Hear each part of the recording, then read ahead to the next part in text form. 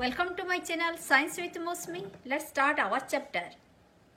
Today we are going to start NCERT textbook of Science class 8th chapter 11th part 1 Force and Pressure. If you like the video then please subscribe my channel, like and share it, press the bell icon. Okay, let's start Force and Pressure part 1.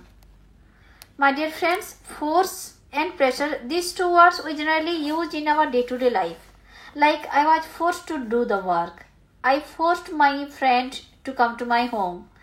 It means इसी बात से हमें यही लगता है कि ये force जो काम है दो पीपल के बीच हो रहा है.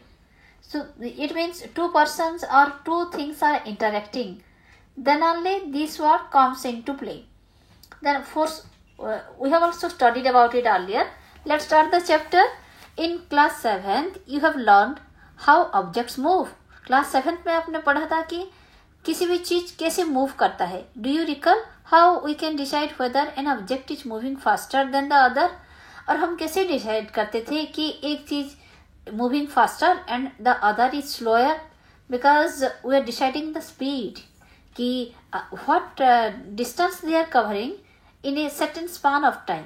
एक पर्टिकुलर टाइम में दो ऑब्जेक्ट कितना डिस्टेंस पास कर रही है, उसी से हमें पता चलता था कि which one is faster and which one is slower. What does the distance moved by an object in unit time indicate? You also know that a moving object like a ball rolling on the ground slows down. Sometimes it may change its direction of motion. हमने अक्सर ये देखा है कि एक ball, moving ball घूमते घूमते जाता है रोलिंग होके और फिर कहीं ना कहीं वो स्टक हो जाता है या फिर स्लो डाउन हो जाता है उसका. क्या ऐसा है क्या कि आप जाकर उसके कानों में बोलते हो अरे बॉल तू अब रुक जा? ऐसा तो नहीं ना. वो अपने आप सडनली रुक जाता है या फिर स्लो डाउन हो जाता है. तो फिर कुछ ना कुछ तो है उसके पीछे जिसके लिए वो चुपचाप से कौन सा क्या एक्ट कर रहा है उसके ऊपर, किसके इशारे पर वो बॉल स्लो डाउन हो रहा है या फिर वो स्टॉप हो रहा है. Sometimes it may change its direction of motion. कभी कभी वो सीधा जाता कभी थोड़ा मोड़ पे आ जाता है तो फिर टर्न कर लेता है. It is also possible that the ball may slow down and also change its direction. तो फिर इट इज ऑल्सो पॉसिबल कि उसका दिशा भी चेंज हो सकता है. Have you ever wondered how What makes an object slow down or go faster? अच्छा, तो फिर इसके पीछे राज क्या है? ये कौन सा चीज है जो इसको स्लो डाउन कर देता है या फिर इसका गति को और भी तेज कर देता है और change its direction of motion, और कभी कभी तो उसका दिशा भी चेंज कर देता है. Let us recall some of our everyday experiences. हमारे दिन प्रतिदिन का थोड़ा अनुभव को हम रिकॉल करते हैं. What do you do to make a football move? अच्छा, तो आप ये याद कीजिए जब आप फुटबॉल खेलने जाते हैं, एक फुटबॉल एक बिना घूमता हुआ बिना मूव करता हुआ एक बॉल को, फुटबॉल को आप कैसे मूव करवाते हैं? What do you do to make a moving ball move faster? और अगर एक बॉल मूव कर रहा है तो फिर उसको और तेजी से जाने के लिए आप क्या करते हो? How does a goalkeeper stop A ball? और गोलकीपर जो है एक तेज से भागता हुआ बॉल को वो कैसे रोक लेता है? पूरा उसका गति स्टॉप हो जाता है, उसका मोशनलेस हो जाता है वो. तो A hockey player changes the direction of the moving ball with A flick of the stick. तो फिर एक हॉकी प्लेयर भी सडनली एक जार्क देकर कैसे एक बॉल को रोक लेता है और उसका डायरेक्शन को चेंज कर लेता है बस एक स्टिक की हेल्प से. तो how do fielders stop A ball hit? तो फिर ऐसे फील्डर्स भी एक बॉल को कैसे रोक लेते हैं? By a batsman. A batsman कैसे एक बॉल का डायरेक्शन को चेंज कर देता है, उसका गति और भी बढ़ा देता है. In all this situations the ball is either made to move faster और स्लोअर और its direction of motion is changed. हमने जितने भी अभी तक ये सब डिस्कस किए इससे इतना तो कंफर्म हो गए कि हम इससे क्या करते हैं कि बॉल को और ज़्यादा फास्टर कर देते हैं, हमारी ज़रूरत के हिसाब से कभी कभी स्लो कर देते हैं और कभी कभी उसका डायरेक्शन चेंज कर लेते हैं.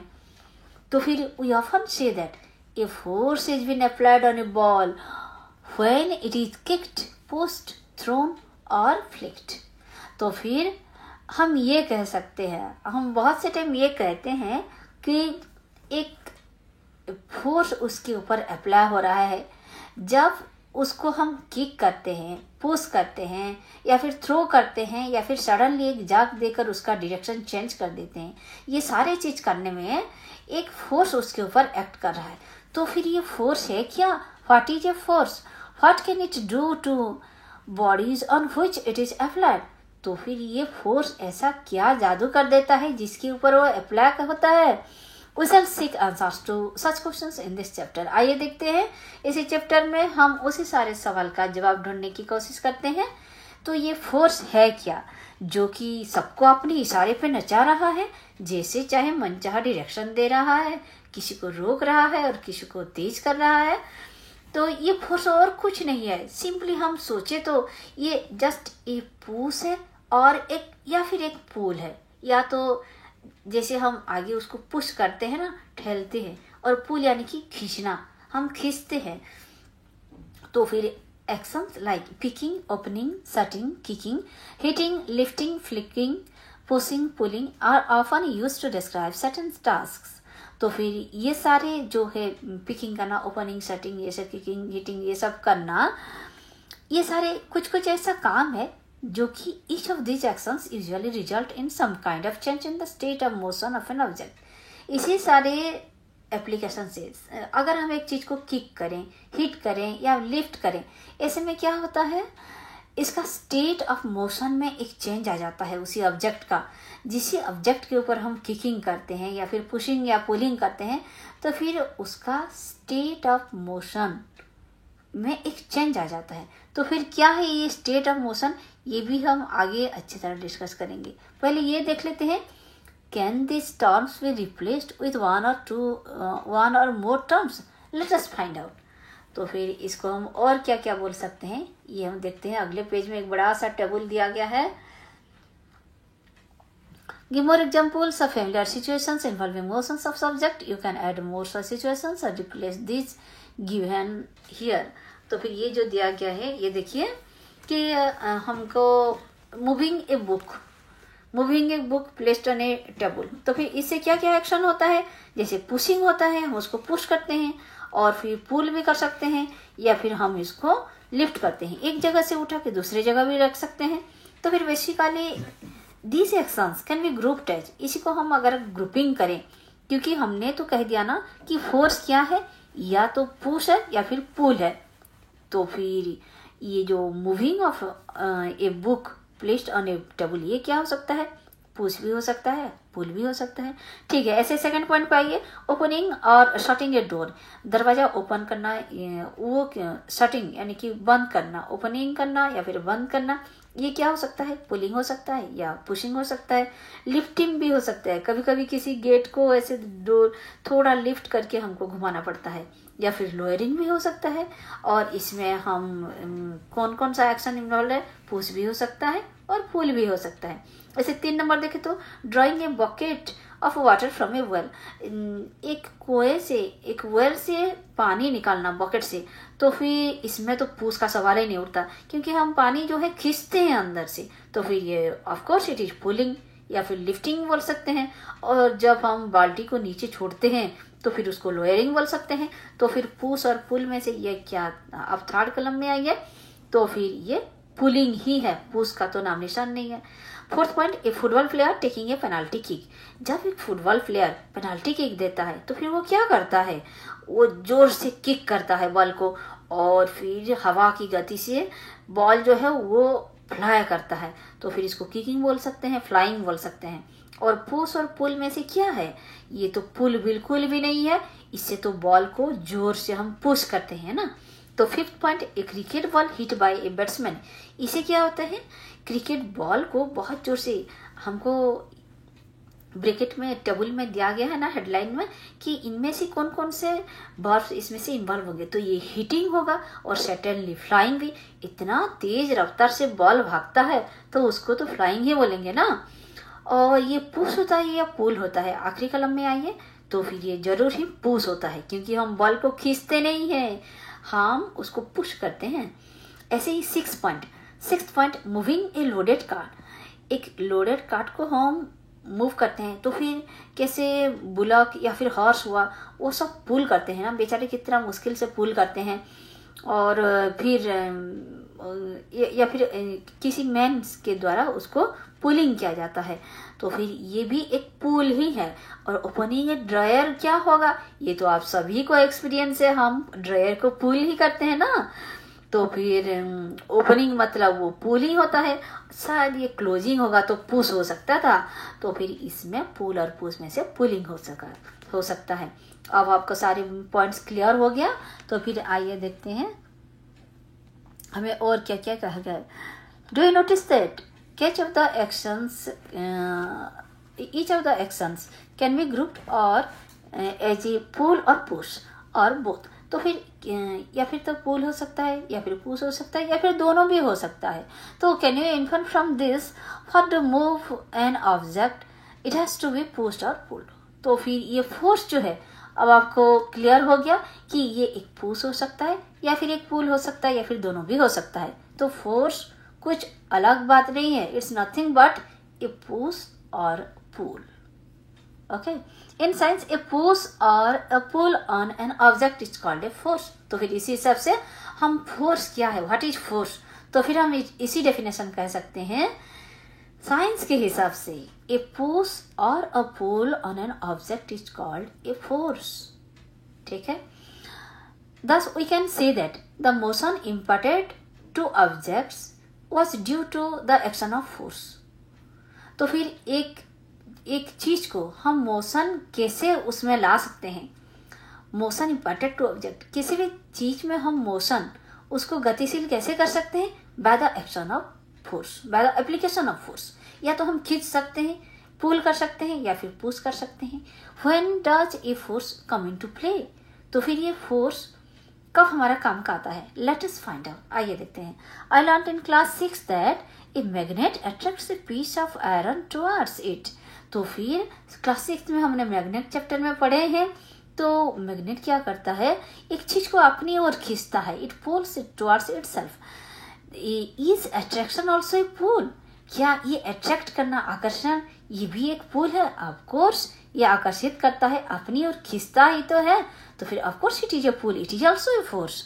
What about repulsion between similar poles of two magnets, तो फिर when two similar poles comes in contact, what happens? You might have experienced repulsion between these two. Then what is this? This is pushing.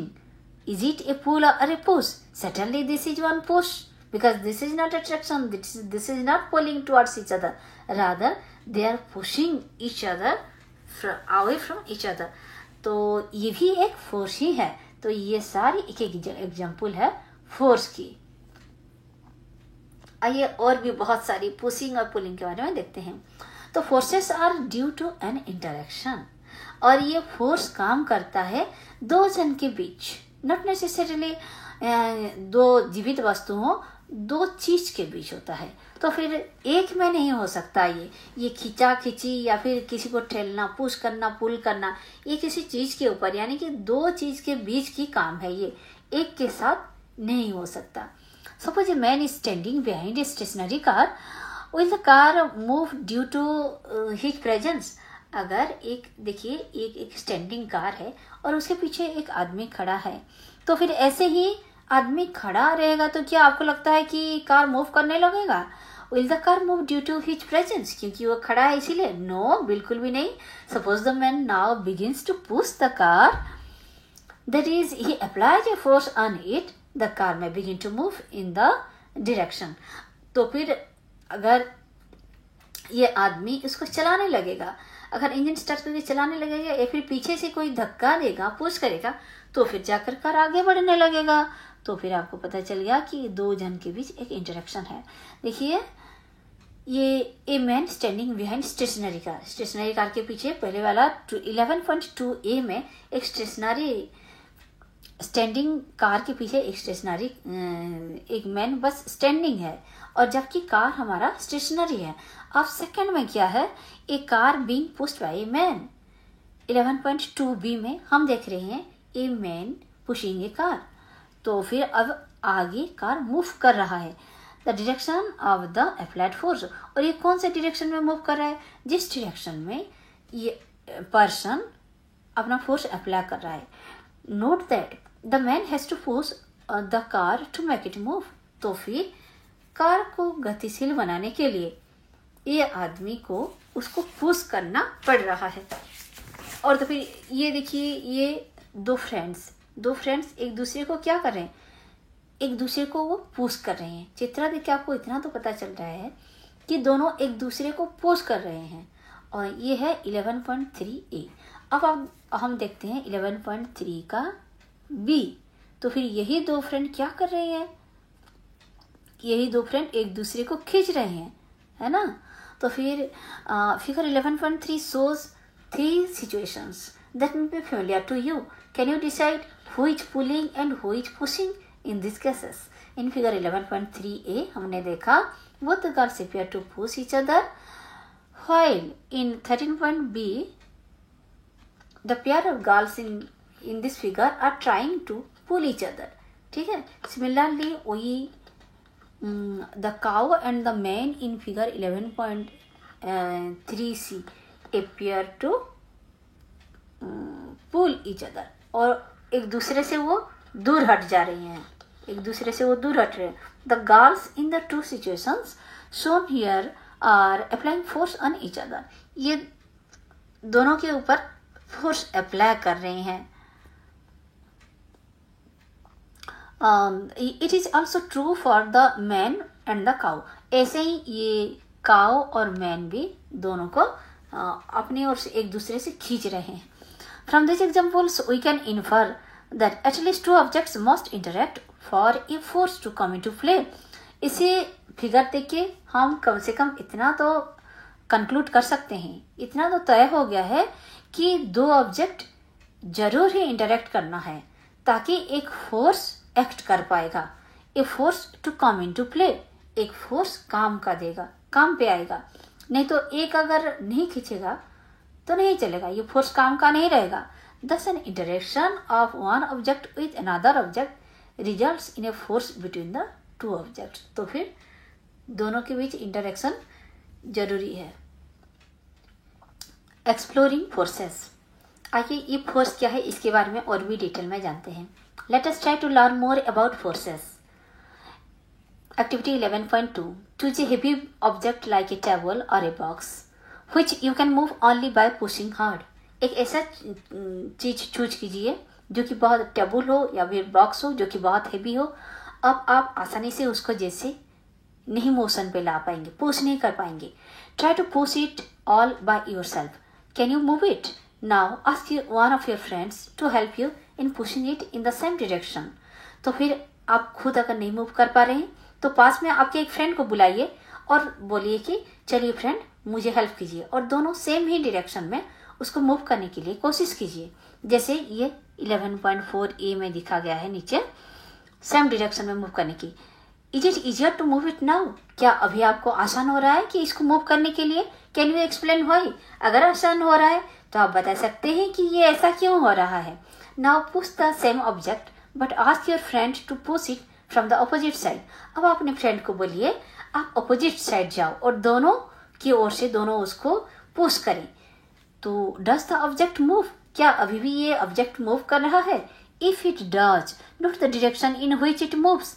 अगर ये move कर रहा है तो आप देखिए कौन सा डायरेक्शन में ये मूव कर रहा है। Can you guess which one of you is applying a larger force? तो फिर आप दोनों में से किसका फोर्स ज्यादा है वो तब भी पता चल जाएगा कि जिस डायरेक्शन में बॉक्स मूव कर रहा है उसका मतलब it indicates that persons force is more than the other. तो फिर जिस डायरेक्शन में मूव कर रहा है उसी का फोर्स ज्यादा हो रहा है और दूसरे का कम, इसी से हमें पता चलता है। तो फिर ऐसे अपोजिट डायरेक्शन में आप उसको फिर पुश कर सकते हैं। Have you ever seen a game of tug of war? क्या आप टग ऑफ वार गेम कभी देखे हैं? In this game two teams pull at a rope in opposite direction. इसमें क्या होता है, एक रोप को अपोजिट डायरेक्शन में दो टीम खींचते हैं। अगले में इसका फिगर बहुत अच्छी तरह है। Members of both the teams try to pull the rope in their direction. तो फिर ऐसे दोनों साइड से उसको रोप को खींचा जाता है। Sometimes the rope simply does not move, तो फिर रोप ऐसे में कभी कभी मूव बिल्कुल भी नहीं करता। Is it not similar to the situation shown in figure 11.3? तो फिर ये 11.3b में जैसे दिखाया गया था कि दोनों फ्रेंड्स दोनों ओर से इसको कर रहे हैं, ऐसे ही लग रहा है ना। तो फिर the team that pulls harder that is applies a larger force finally wins the game. तो फिर इसमें कौन किसका जीत होता है, कौन विन करते हैं? जिनका फोर्स ज्यादा होता है वो अपनी ओर खींच लेते हैं दूसरे पार्टी को, और वो विन करते हैं जिनका फोर्स लार्जर होता है। What do this example suggest about the nature of force? इससे आप नेचर ऑफ फोर्स के बारे में क्या जानते हैं? Forces applied on an object in the same direction add to one another. अगर सारी फोर्स एक ही डायरेक्शन में अप्लाई होता है तो फिर ऐसे में सारे फोर्स इकट्ठा हो जाते हैं। Now recall what happened when you and your friend pushed the heavy box in the same direction in activity 11.2. यही तो हुआ था जब ये दोनों फ्रेंड एक ही डायरेक्शन की ये बॉक्स को मूव किए तो दोनों की फोर्स ऐड हो गया और वो ज्यादा हो गया। बट सेकेंड केस में क्या हुआ? If the two forces act in opposite direction of an object the net force acting on it is the difference between the two forces. जैसे ये बी में हुआ तो फिर ऐसे में दोनों फोर्स एक दूसरे का मदद नहीं करके एक दूसरे के ओपोजिट हो गए, तो फिर दोनों का डिफरेंस का जो फोर्स है वो ही सिर्फ एक्ट किया। What did you observe in activity 11.2 when both of you were pushing the heavy box from opposite direction? जब opposite direction में हो रहे थे, the difference between the two forces came to play. Recall that in the tug of war, when two teams pull equally hard, the rope does not move in any direction. ऐसे ही हुआ था टग of वार में कि दोनों team जब बराबर का खींच रहे थे तो फिर वो रोप तो बिल्कुल भी मूव नहीं कर रहा था। So we learn that if force could be larger और स्मॉलर देन द अदर और इक्वल टू ईच अदर। अब हमको ये तो कम से कम पता चल गया कि दो फोर्स, एक बड़ा एक छोटा हो सकता है फोर्स, या फिर दोनों सेम हो सकते हैं। The strength of a force is usually expressed as its magnitude. तो फिर किसका फोर्स ज्यादा है, इसको बोलते हैं स्ट्रेंथ ऑफ द फोर्स, और यही strength is usually expressed by its magnitude. किसका मैग्नीट्यूड ज्यादा था उसी हिसाब से पता चलेगा कि किसका स्ट्रेंथ ज्यादा था। We have also to specify the direction in which the force acts. हमको ये भी दिखाना है कि फोर्स कौन सा डायरेक्शन में अप्लाई होता है, direction in which the force. इसी हिसाब से हम देखें तो a force has magnitude as well as direction. ये बात को आप अच्छी तरह याद रखिए कि force has magnitude as well as direction. Force का एक मैग्नीट्यूड होता है और एक डायरेक्शन भी होता है, तो ये एक सर्टेन डायरेक्शन में अप्लाई होता है। We have also to specify the direction in which the force acts. Also, if the direction of the magnitude of the applied force changes, its effects also changes. तो या तो direction में या फिर magnitude में अगर कुछ बदलाव आ गया तो फिर उसी हिसाब से फोर्स भी चेंज हो जाएगा, फोर्स का इफेक्ट भी चेंज हो जाएगा। Does it mean that the net force of an object is zero if the two forces acting on it in opposite direction are equal? तो फिर उसी हिसाब से अगर दो फोर्स दोनों ओर से एक्ट कर रहे हैं और दोनों सेम है तो फिर क्या ये फोर्स जीरो हो जाएगा?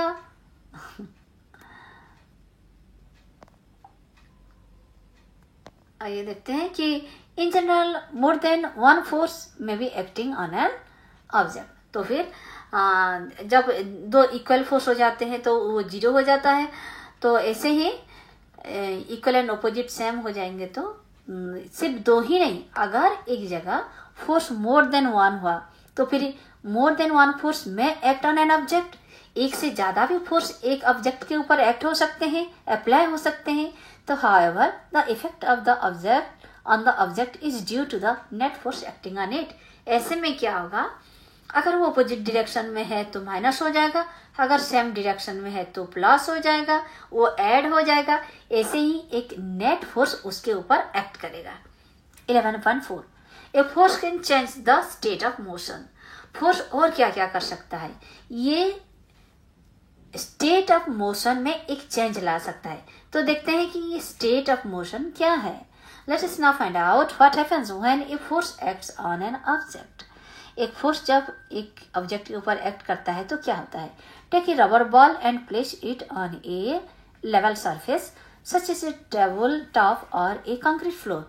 एक रबर बॉल को लेके टेबल टॉप के ऊपर रखिए, फिर कंक्रीट फ्लोर के ऊपर रखिए। Now gently push the ball along the level surface, और उसको थोड़ा जेंटली पुश कीजिए, धीरे से पुश कीजिए। Does the ball begin to move? अरे हाँ, वो तो जरूर ही मूव करना शुरू हो जाएगा।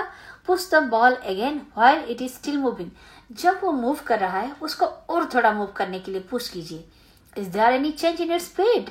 क्या उसके स्पीड में कुछ चेंज आया? ऑफ कोर्स, जितना स्पीड में वो जा रहा है और तेजी से जाने लगेगा। डज इट इंक्रीज और decrease?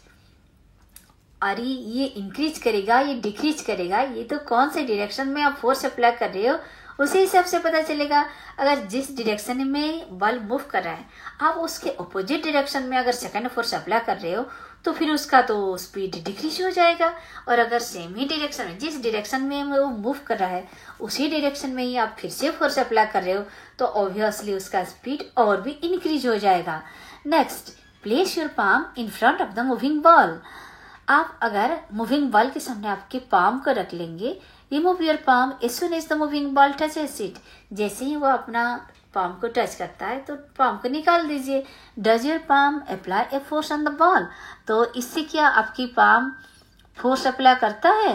What happens to the speed of the ball now? और जो बॉल मूव कर रहा था उसका स्पीड में क्या चेंजेस आया? डज इट इंक्रीज और डिक्रीज? ये इंक्रीज करता है या डिक्रीज करता है? ये भी अपने डायरेक्शन के हिसाब से डिपेंडेंट है। What would happen if you let your palm hold the moving ball? अगर आपकी पाम हाथ अगर मूविंग बॉल को पकड़ लेता है तो फिर क्या होगा? अरे ये तो बिल्कुल ही उसका स्पीड कम हो जाएगा, है ना।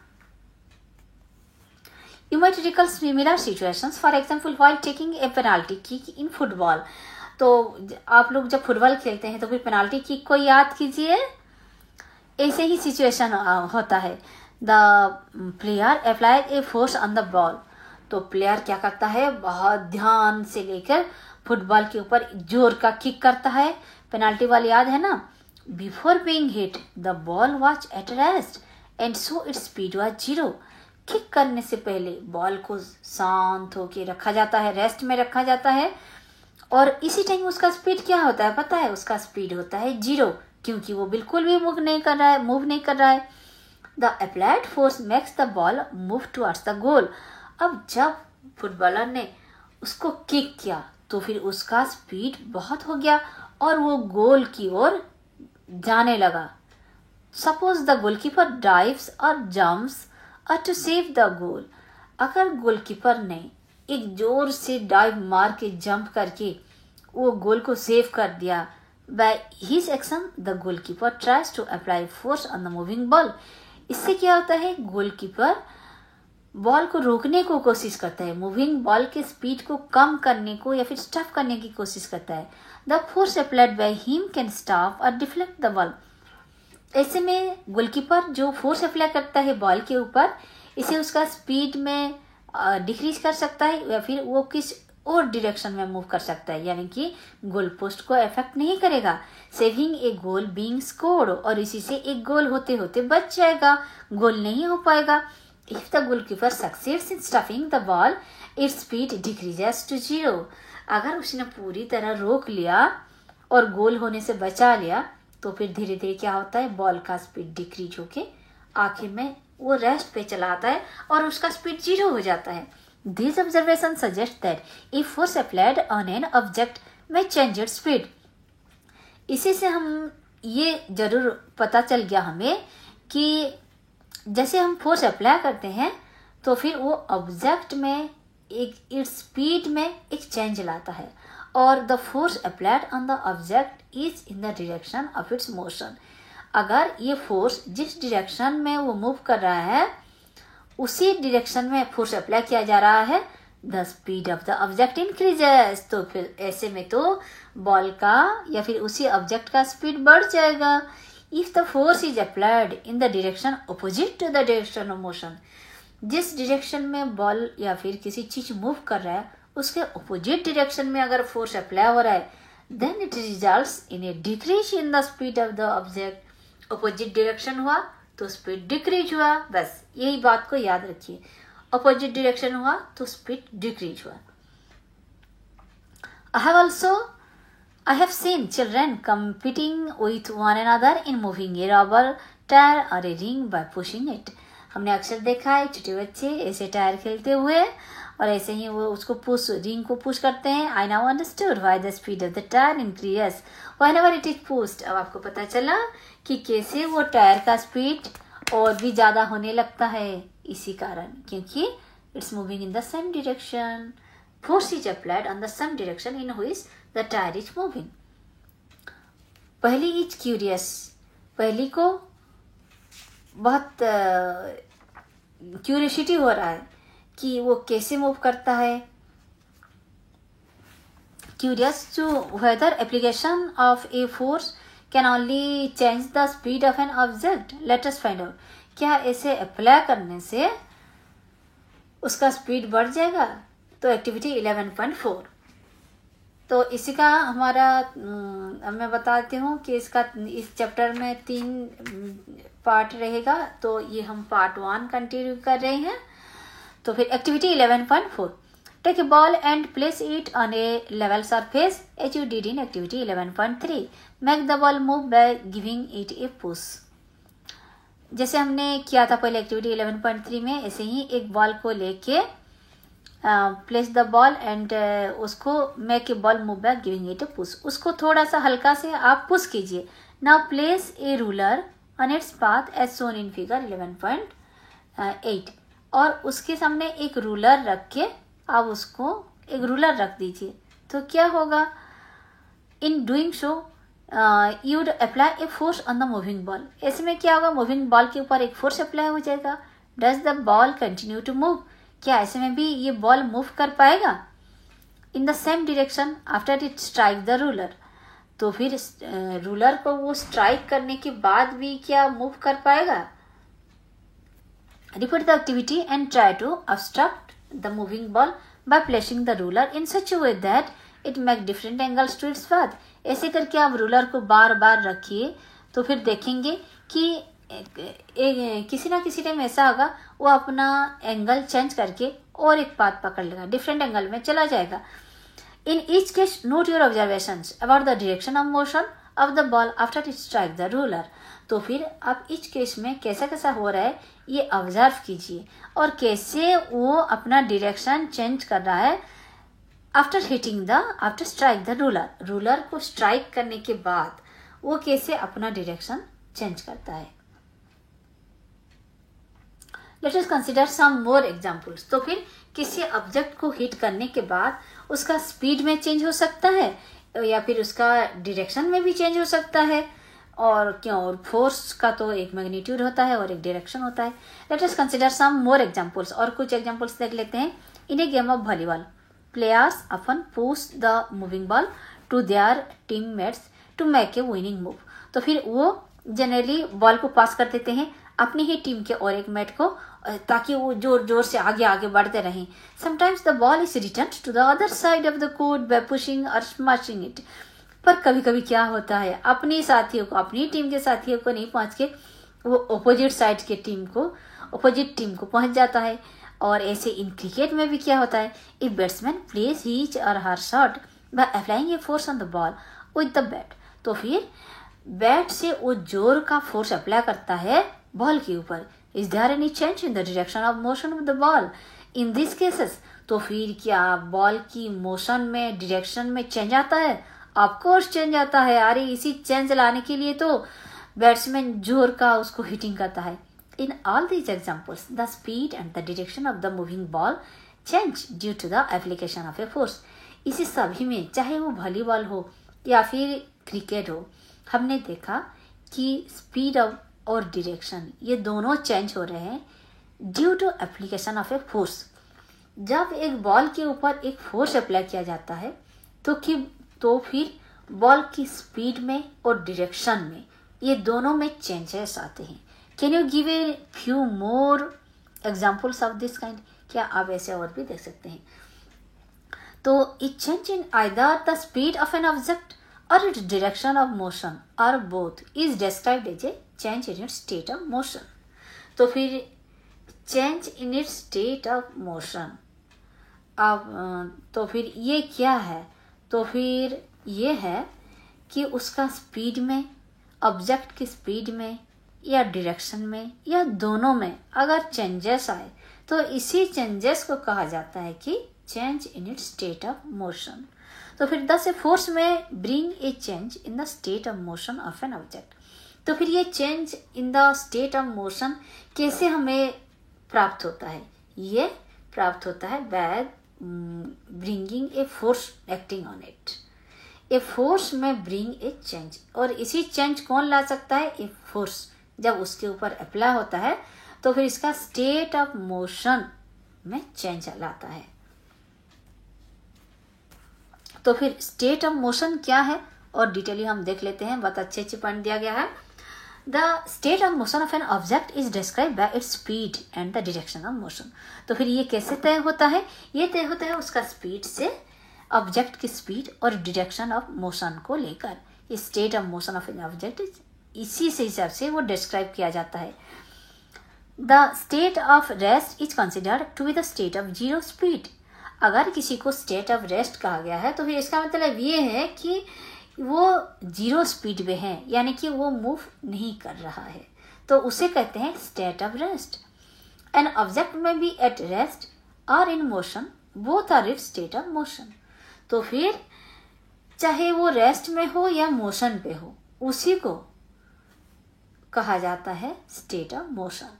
Okay, clear? State of motion में उसका स्टेट ऑफ रेस्ट भी आता है और स्टेट ऑफ मोशन भी आता है। चाहे वो गतिशील हो या फिर स्थिर हो, ये दोनों केस को कहा जाता है स्टेट ऑफ मोशन। यानी कि उसका हाल क्या है, हम बोलते हैं ना हाल चाल क्या है, यानी कि चाहे हाल बुरा हो या अच्छा हो, वही होता है हाल चाल। ऐसे ही does it mean that the application of force would always result in a change in the state of motion of the object? आपको क्या लगता है कि एक फोर्स अप्लाई करने से जरूर ही उसका कुछ चेंज आ जाएगा, या तो इसका स्टेट ऑफ मोशन में या फिर डायरेक्शन में जरूर ही चेंज आ जाएगा? अरे नहीं, ऐसा नहीं है। Let us find out. अगर आपको विश्वास नहीं है ना तो चलिए हम एक टेस्ट करके देखते हैं। ऐसा नहीं, आप ये मत समझना अरे मैंने फोर्स अप्लाई किया तो वो तो उसका चेंज होना ही है। नहीं, it is common experience that many a times application of force does not result in a change in the state of motion। तो फिर क्या होता है? बहुत से टाइम ऐसा होता है कि चाहे आप फोर्स अप्लाई करो पर उसका स्टेट ऑफ मोशन में कुछ भी चेंज नहीं होता। फॉर एग्जाम्पल, जैसे कि a heavy box may not move at all even if you apply the maximum force that you can exert। कभी कभी एक हेवी बॉक्स होता है ना, पुराना हमारे बर्तन सारे पड़ा हुआ होता है और कोने में एक बड़ा सा बॉक्स, चाहे आप जितना भी फोर्स लगाओ उससे आप घुमा नहीं पाओगे।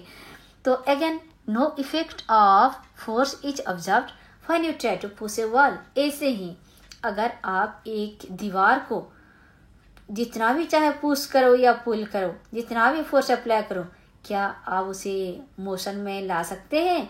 बिल्कुल भी नहीं।